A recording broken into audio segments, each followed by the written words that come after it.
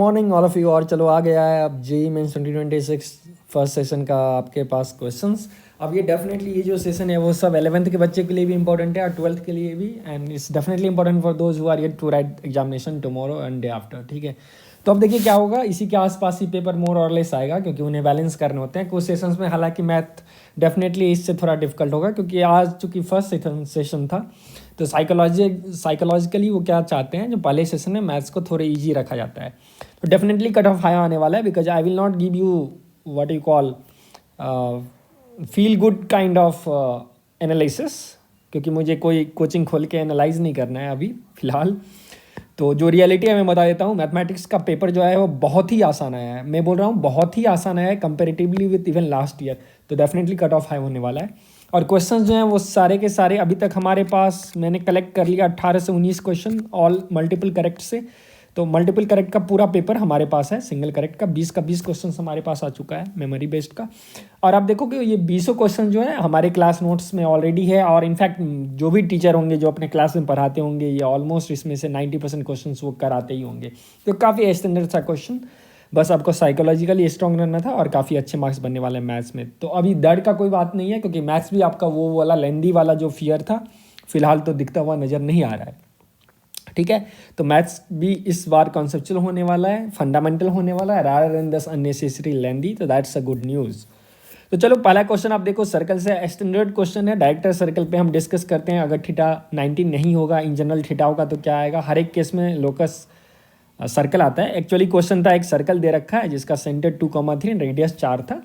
मैं सॉल्यूशंस यहाँ नहीं करूँगा, लेकिन आपको मैं पूरा आइडिया बताते चल रहा हूँ और सच दैट आपको पूरा फील आ जाएगा पेपर का, और जो 11th के बच्चे हैं उनको भी कॉन्फिडेंस आएगा। और अगर चाहते हो आप पूरा प्रॉपरली जेईई मेंस का तैयारी करो 0 लेवल से, तो आपको पने मज़ा लेने होंगे मैथमेटिक्स में। आजकल का पेपर वही सिग्निफाई कर रहा है, जो बच्चा इंजॉय कर रहे हैं सब्जेक्ट को, जो डेप्थ से पढ़ रहे हैं उनके लिए हलवा बन जाएगा। ठीक, तो you have to find locus of a point P outside this circle such that वहाँ से एंगल विद टेंजेंट 60 डिग्री है। तो कुछ नहीं, सेंटर से उस पॉइंट को तुम ज्वाइन कर दो। Length of tangent root S होता है, हालांकि तुम पाइथागोरस भी लगा सकते हो और गेम यहाँ खत्म है। सेकंड क्वेश्चन बहुत ही बच्चू वाला क्वेश्चन है भाई, मॉड x माइनस 1 को आप टी ले लो, क्वाड्रेटिक बनेगा, वहाँ से 2 केस आ जाएगा और वहाँ से आप सॉल्व कर सकते हो। हालांकि आई थिंक क्वेश्चन में इन्होंने मॉड x माइनस 1 ही दे रखा था, तो क्वेश्चन तो और आसान हो गया। मॉड x माइनस 1 को आप टी ले लो और फिर इस क्वेश्चन में तो कुछ बचा ही नहीं। Third question √3 cosecant 20 minus second 20, तो आप देख सकते हो इसको √3 बाई साइन 20 है माइनस 1 बाई कॉस 20 है, और आप √3/2 प्लस माइनस बना सकते हो। तो इस √3 cos theta minus sine theta divided by sine theta cos theta क्या है, अब 2 से मल्टीप्लाई कर दो, 2 से डिवाइड कर दो। ऊपर में क्या करो, आप 2 से डिवाइड करके फिर 2 से मल्टीप्लाई कर दो। ऐसा मैंने क्यों सोचा, क्योंकि √3/2 स्पेशल नंबर आ गया भाई, ये कॉस 30 डिग्री का वैल्यू है, और ये हाफ जो हो गया वो बन जाएगा मेरे पास साइन 30। अब गेम खत्म, cos A cos B minus sign A sine B cos A plus B, और ये भी तो आपस में कट के आंसर आ गया 4। x² plus x plus 1 equal to 0, standard सवाल कॉम्प्लेक्स नंबर का, मतलब पूरा प्रीवियस ईयर घिसा हुआ है जो वो सब क्वेश्चन बना लेगा। फिफ्थ क्वेश्चन बहुत ही सिंपल सा इसेंट्रिसिटी बेस्ड क्वेश्चन था, हाइपरबोला से। सिक्स्थ क्वेश्चन 2 लाइन है, उसके बीच में एक ट्रायंगल बनाया गया है ABC, they have given equilateral triangle है, 6 और 3 का डिस्टेंस है, तुमको एंगल मतलब फाइंड करना है साइड्स, बहुत ही आसान। इसको थीटा ले लो, ये 3 है तो तुमसे वो लेंथ फाइंड कर लो, ये 6 है, ये 90 है तो ये 90 माइनस थीटा हो गया, ये एंगल 60 हो गया तो ये एंगल निकाल लो, वहाँ से ये लेंथ कर दो, दोनों को इक्वेट कर दो, गेम ओवर। 7th क्वेश्चन जो है वो बाइनोमियल थ्योरम से पक्का स्टैंडर्ड क्वेश्चन है, 10 बार प्रीवियस ईयर में पूछे हुआ है, तो आप कर सकते हो। 8 क्वेश्चन PNC का थोड़ा अच्छा सा क्वेश्चन बोल सकते हो। हालांकि ये पूछ रहा था FI जो है वो आई नहीं है, एक फंक्शन डिफाइन कर गया है सेट A से B में। मेरा जो किताब है थीम बुक विद 5 आइडिया है, उसमें मैंने एक स्पेशल चैप्टर ही काउंटिंग फंक्शंस दिया था, जो बच्चे खरीदे होंगे अभी कमेंट में कर सकते हो, और इसीलिए क्योंकि हर एक शिफ्ट में वो आने वाला है, तो शायद इसका कोई आइडिया है ही नहीं जो उस बुक में अवेलेबल नहीं हो या कोई भी स्टैंडर्ड बुक में। हालांकि मेरा बुक बहुत ज़्यादा आपको इंप्रेस करेगा एडवांस के एग्जाम के बाद, क्योंकि मेंस का तो काफ़ी सारे बुक से आप कर सकते हो। 9th क्वेश्चन मैंने अपने बच्चे को बोला भी था, रिफ्लेक्सिव सिमेट्रिक और ट्रांजिटिव रिलेशन इक्विवेलेंस, इसको देख के जाओ भाई। Number of equivalence relation up to 3 number of elements in set देख के जाओ, क्योंकि NCERT में पूछ चुका है। 10th क्वेश्चन फिर से theme book with same 5 idea में डायरेक्टली सेम क्वेश्चन है। अब जो बच्चे हमारे प्लेलिस्ट देख रहे होंगे वो 2 + √3 का power 8 they will do this greatest integer of that using Newton sum. तो आप न्यूटन सम से स्यूडो फंक्शन 2 - √3 ला के कर सकते हो। 11th क्वेश्चन देखो जीपी का स्टैंडर्ड सा सवाल एनसीईआरटी लेवल का, A1 A2 A3 ऐसा जीपी में सम दे दिया है, प्रोडक्ट दे दिया है ए आर स्क्वायर, और ए आर स्क्वायर ले लो या फिर तुम A R A by R ले लो और इस दोनों के वैल्यूट कर दो। 12 क्वेश्चन बहुत ही सिंपल सा डेफिनेट इंटीग्रेशन का, बड़े बड़े सवाल बनाते हो सिंपल सा पूछ दिया।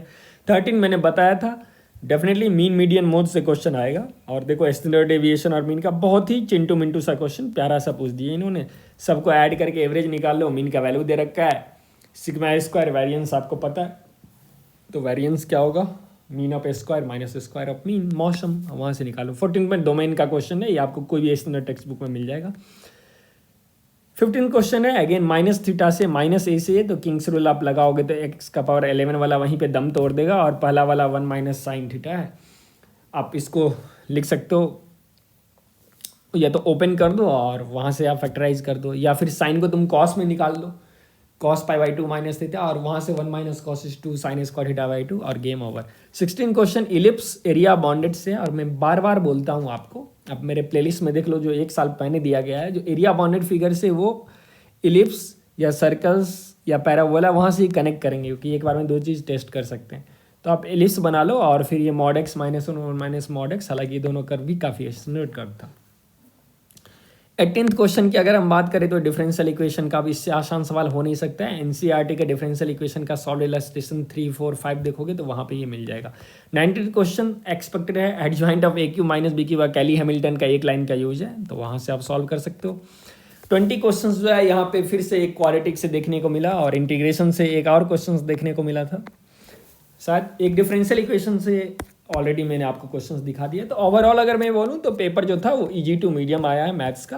हालांकि अभी मैंने सुना है जो केमिस्ट्री और फिजिक्स का भी प्रॉब्लम ऑलमोस्ट, फिजिक्स थोड़े मीडियम टू टफर साइड में कुछ क्वेश्चंस थे, बाकी केमिस्ट्री भी मॉडरेट टू इजी चल रहा था। तो ओवरऑल आपका पेपर काफ़ी ठीक ठाक ही आ गया है, और इस बार शायद एनटीए वालों ने जो वो प्रताड़ित किए हैं काफ़ी लेंदी मैथ्स के पेपर, जो 1 आवर के बजाय बच्चे को 2-2 घंटे लग जा रहे थे, अच्छे बच्चे को 1.5 घंटे, फिर भी उनसे सॉल्व नहीं हो रहे थे, तो उसके अगेंस्ट इस बार शायद पेपर को काफ़ी इन्होंने बैलेंस किया तीनों सब्जेक्ट को, तो that's a good move from NTA. अब रिगार्डिंग अब कोई बच्चा बोलेगा इसका मतलब कट ऑफ तो बहुत हाई चले जाएगा पेपर में, भाई देखो हाई तो जाएगा लेकिन उतना भी नहीं जाएगा। क्यों? क्योंकि यहाँ पे आसानी से बैठ के वीडियो बनाना, या फिर घर पे आके जो 11th में है वो बोलेगा भाई पेपर बहुत ईजी है, वर्सेज अगर आप एग्जाम हॉल में जाके कर रहे हो तो उसमें साइकोलॉजिकल डिफरेंस होता है, और psychological difference, mark my word, it is very good level of difference. तो अब घर पे आप अगर मान लो इस पेपर में कोई 250 नंबर ला रहे हैं तो एग्जाम में जाके 210 के ऊपर नहीं हिलने वाला है, 220 until you are head strong. तो मोर और लेस कॉम्पिटिशन आपका सिमिलर ही रहेगा, and I wish you all the best for more queries, for more doubts, और आप कैसे अपने जो बच्चे 11th में अपने 12th को कैसे और स्ट्रॉन्ग करें। तो अगर आपको पूरा एक मैथमेटिक्स का सेशन चाहिए, कोर्सेज चाहिए कुछ स्पेशल्स, तो आप कमेंट कीजिए so that I can help you with very good content. Okay, thank you, have a good day.